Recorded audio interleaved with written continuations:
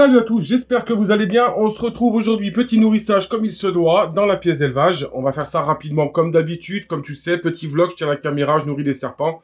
Je cut, je monte, je cup, je monte. Tu vois les animaux, t'es content. Tout le monde est content. Et puis voilà. C'est des vidéos qui sont assez courtes. C'est du nourrissage, donc si t'as pas regardé la vidéo, tu ne regardes pas la vidéo. Il va y avoir du nourrissage peut-être au vivant. Je sais pas encore si j'y laisserai. Du fraîchement tué, du décongelé, il y a un peu de tout. Voilà, comme tu sais, moi je fais plusieurs types de nourrissage. Voilà, c'est ma façon de voir les choses. Mes serpents, je trouve qu'il y a une grosse différence entre le nourrissage au fraîchement tué et le nourrissage au décongelé. Les serpents grossissent beaucoup plus vite et se portent beaucoup mieux. Donc voilà, chacun sa façon de faire. On a tous une façon différente de faire. En attendant, j'espère que la vidéo te plaira. Kiffe bien, à tout de suite. Bon les amis, donc là les deux nouveaux trimés, donc je vais tester. Le mâle n'a pas l'air spécialement... il mord, il relâche. Je pense qu'il faudrait que je le mette dans une boîte à part, parce que comme il est avec la femelle, j'ai pas envie qu'il y ait de problème. Vous voyez la femelle au fond. Voilà, j'espère que vous la voyez bien. J'ai vaporisé. Et là, elle a attrapé direct la souris. Ça a été cash, il n'y a même pas à chercher. Donc je suis bien content. Donc super terrain, vous l'avez pu le voir dans la vidéo précédente. Alors, on va aller faire le mâle Sunglow. Donc, j'espère qu'il va le prendre correctement. Parce que le problème, c'est qu'à chaque fois, il prend de travers. Et je loupe l'attaque. Et en plus, après, il ne mange pas. Alors, j'espère que ça va bien se passer. Voilà, regardez la construction directe. Alors là, il a faim parce qu'il a loupé une semaine. La dernière fois, il n'a jamais pu le manger le rat. Il n'arrêtait pas de le prendre de travers. C'était le gros bazar. Donc, ça a été très compliqué pour moi de le nourrir. Donc, j'ai préféré lâcher l'affaire. Et vous voyez, une semaine après, il n'y a pas de souci. Un gros rafraîchement tué de 300 grammes. Donc là, je pense que ça va faire l'affaire. Il n'y aura pas de problème. Donc, le terrarium nickel. Le Suriname n'est plus là. Hop, je fais un peu vite, mais j'ai beaucoup de bêtes à nourrir. Alors, j'étais parti pour nourrir la... Oh, il m'a remis de la merde sur la vitre. Putain, c'est chiant, ça. J'étais parti pour nourrir la femelle Anaconda. Au final, elle est en mue, donc c'est mort. Donc, je vais donner au mâle. Un peu gros, donc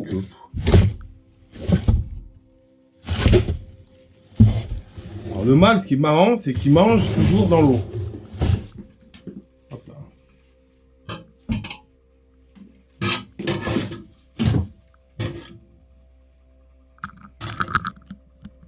Ouais, après, il mange régulièrement, donc. Alors lui, ce qui est marrant, c'est qu'il va manger toujours dans l'eau. S'il est dans l'eau, il prend la proie, il la mange dans l'eau. Quand il est dans le sec, impossible de lui faire manger quoi que ce soit. Donc c'est quand même dingue. Donc voilà. Ça va être un peu le bazar. Je pense pas qu'il le prenne. Bon, s'il le prend pas, un autre le prendra. Comme on dit, c'est pas bien grave. Bon les amis, donc continue le nourrissage. Alors là, c'est les derniers nourrissages qu'après mes couples partent en hibernation. Enfin, hibernation pour certains et hibernation pour d'autres. Donc là, nourrissage Panthérophis, en propeltis, c'est les derniers nourrissages que je fais. Ensuite, c'est hibernation. Donc c'est pour ça que là, j'en donne des grosses proies. Et ensuite, dès que les cacas sont faits, dans 2 semaines, ça part en hibernation. Donc je vous ferai une petite vidéo sur le sujet. Donc là, j'ai pas mis ma grosse femelle Nigritus qui est là. Donc logiquement l'année prochaine ce sera bon. Je tiens au passage à vous dire que les 2 radiata sont disponibles et pucés. Et qu'il me reste une Ridley normalement. Bon les amis, donc je vous prends en même temps comme ça, parce que je suis en train de faire des nourrissages, en même temps je fais des boîtes. Alors pourquoi je retarde cette année Alors 2 questions qu'on m'a posées. On m'a demandé si c'était obligatoire de faire une hivernation ou une hibernation pour les serpents. Et ensuite, on m'a demandé pourquoi j'avais pas encore mis mes serpents en hibernation ou en hibernation. Alors, faut savoir que hiverner et hiberner, c'est pas pareil. Je reviens encore dessus. L'hivernation, c'est un repos hivernal de 2 à 3 mois où les serpents sont en baisse de température mais ne dépassent pas en général en dessous de 10 degrés. Une hibernation, c'est hiberner. Ça veut dire qu'on descend entre 0 et 4 degrés selon les espèces. C'est vraiment des températures très basses. Le serpent n'a plus aucune activité. C'est-à-dire, il est complètement inerte. Il ne bouge plus. C'est vraiment un processus très spécifique qui peut être dangereux parce qu'on peut avoir des animaux qui meurent en sortie d'hibernation. Donc, voilà. Ensuite, quel est le but de l'hibernation c'est simplement pour la reproduction principalement. Donc, moi, j'ai des spécimens qui vont hiverner, et d'autres qui resteront dans leur terrarium. Regardez, il y a des serpents comme certaines panthérophyses que je ne fais pas hiberner parce que tout simplement, je ne vais pas les reproduire. Principalement, les serpents que je fais hiberner, ce sont les vipères, vipères aspi, vipères amodites, pour le moment. Je ne fais pas d'hibernation pour les lamproies ou pour les panthérophyses, ce que je pourrais faire. Mais voilà, je ne vois pas l'utilité de le faire et j'ai pas la structure pour le faire. Donc c'est un peu plus compliqué. C'est pour ça que c'est assez compliqué quand on fait ça. Là, je suis en train de nourrir donc le gros lamproie noir, le mâle. Voilà, je vais vous le montrer en vidéo. J'espère que vous le verrez bien. En train de manger sur ma main. Vous voyez, il n'y a pas de problème particulier. Hein. Il mange, il n'en a rien à foutre. C'est un serpent qui mange vachement bien. La femelle est beaucoup plus grosse et beaucoup plus mordeuse. Je le fais pas parce que bon, bah, je l'embête pas, elle est en train de manger. Et voilà, si je pose tout simplement la main comme ça, voilà, j'espère que vous allez arriver à voir ça. C'est assez sympa. Donc c'est un couple que j'ai récupéré. Je vais les reproduire cette année. Ensuite, je me sépare du mâle et je garde que ma femelle. Et ensuite, j'ai mon autre couple qui est en phase qui grandit, en fait, tout simplement petit à petit. Donc, voilà, ça, c'est juste pour la transition. Et puis, le mâle, je pense que je vais le céder l'année prochaine. Donc, voilà, s'il y a des personnes qui sont intéressées. Ou alors, je le garde pour la formation. Je ne sais pas encore. Comme vous savez, j'ai des animaux spécialement pour la formation. Des animaux qui ont l'habitude de la manipulation, que je manipule régulièrement dans la pièce élevage. Ça en fait partie. Regardez, c'est assez facile à manipuler. Il ne stresse pas que la femelle, elle ne mangeait pas sur moi comme ça.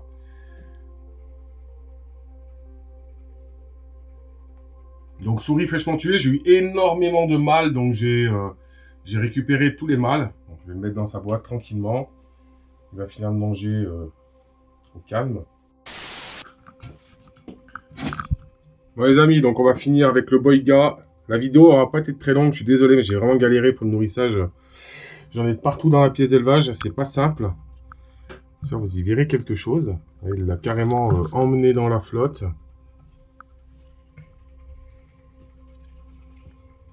Magnifique. Hein. J'espère que vous y verrez bien. Donc là, il a ça. Donc il a mangé un raton de 90 grammes, enfin ma femelle. Et là, elle vient de s'enquiller encore une souris adulte. Voilà, donc bon, on voit pas grand chose. Oui, voilà, la plante elle était devant. J'espère que vous verrez bien. Boiga dendrophila. Donc Asie, Papouasie, forêt humide. Serpent arboricole. Hein. Grosse couleuvre arboricole opistoglyphe. Donc quand même avec des venins qui sont pas négligeables. Hein. Malgré que certaines personnes ça les fasse rigoler. Moi je pars du principe qu'un serpent venimeux reste un serpent venimeux, qu'il soit opistoglyphe, solénoglyphe, protéroglyphe, qu'il soit hémotoxique, neurotoxique, cytotoxique, que le venin soit hautement concentré ou peu concentré. Dans tous les cas, du moment où on a des serpents dangereux, on fait attention et on ne met pas les mains, tout simplement. Voilà, après pour ceux qui sont pas contents et qui se foutent de moi, bah écoutez, tant pis, en tout cas moi ça fait un moment, je me suis jamais fait mordre. La personne, mon prédécesseur qui m'a tout appris, il s'est jamais fait mordre. Je pars du principe que vaut mieux avoir plus de sécurité que pas assez. Faites les choses dans les règles, essayez de faire au mieux, même si je sais que c'est pas facile avec les DDPP, avec... voilà, c'est pas simple, mais essayez de faire les choses correctement, voilà, c'est important. Faites des formations, même si c'est pour ton premier serpent, fais une formation, fais un stage. Moi, je fais des stages pour les personnes qui débutent dans les serpents. Ok, c'est un coup, ok, c'est une journée complète. Par contre, quand les gens s'en vont, ils savent quoi utiliser, comment nourrir un serpent, quel type de proie, comment le mettre, comment le chauffer, comment le manipuler, comment le nourrir correctement, comment ne pas avoir de soucis, comment le soigner, comment le peser. Voilà, il y a toutes sortes de choses à savoir qu'on pense connaître et qu'au final, on ne connaît pas. Combien de personnes sont arrivées chez moi en me disant « T'inquiète, je connais ». C'est pas un problème. Hein. En arrivant en me disant ça, moi, je lâche le pire truc qui est. Hein.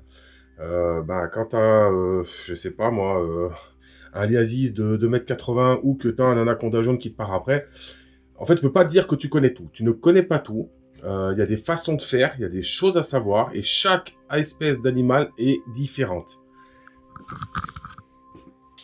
Alors, je surveille un peu les serpents, pas qu'ils se barrent. Faut savoir, par exemple, si on prend l'exemple de deux Lampropeltis, j'ai des Lampropeltis qui sont super cool, les Silanoé, par exemple, ou les Hondurensis. Mais si on prend, par exemple, les Nigritus, oh, c'est impossible, vous ne les attrapez pas à la main. Ma femelle, je défie quiconque de mettre la main dedans, l'attraper sans se faire mordre. il faut la sortir au crochet. Il faut la manipuler d'une certaine manière, parce que si vous bougez plus les mains, elle va venir et elle va vous mâcher la main. Voilà, il y a des serpents qui sont comme ça, c'est pas une question d'agressivité, et c'est comme ça, vous pouvez voir, faut pas chercher à comprendre. Ou alors, faut aller se lancer dans les études psychologiques au niveau des serpents. Voilà les amis, j'espère que la vidéo vous aura plu. Je vous laisse un peu avec des images, j'essaie de vous faire quelques plans pour cette fin de vidéo, et je vous dis à la prochaine. Ciao, ciao.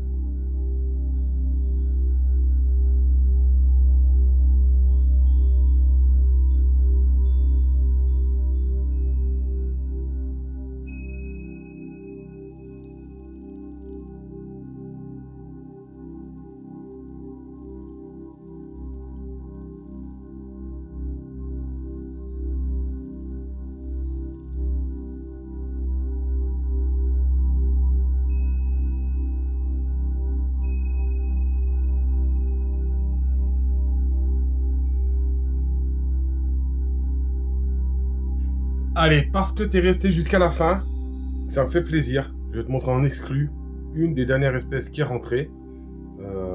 Pas toutes, bien entendu, juste une. En exclu, la vidéo arrivera prochainement.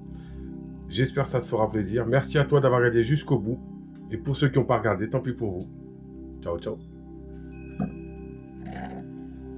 Ok les amis, petit bébé Cerastes Vipera.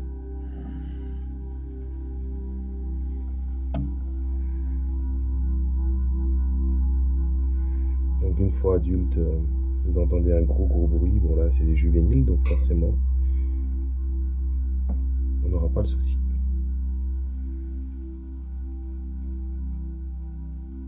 C'était trop, hein, c'est surtout pour vous montrer un peu cette espèce qui est vraiment pour moi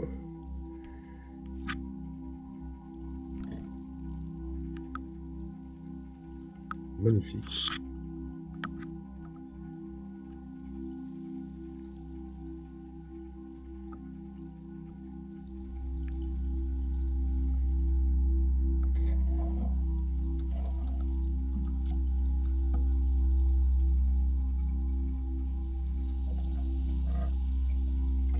Alors elle va là-bas parce que tout simplement c'est le point chaud en fait où elle se trouve.